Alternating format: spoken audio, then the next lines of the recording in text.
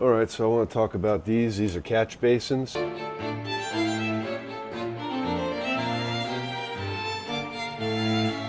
this is the part that collects the water from the surface into your tile system, into your drain system. This is pretty much what you see at the Home Depot. This is called a Speedy NDS catch basin. And you can see the water collects in here. Now the whole point in a catch basin is that it collects debris so it doesn't run down the tile. Now you can see how short and small this is right here.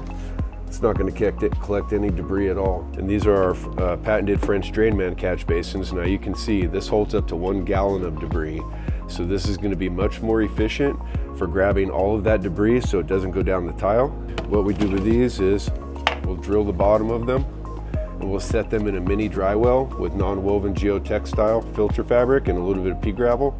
And then that way they weep out naturally in the spring and the summertime so it doesn't collect any water for mosquitoes or anything like that.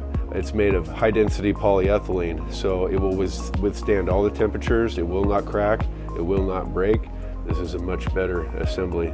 These are made in USA.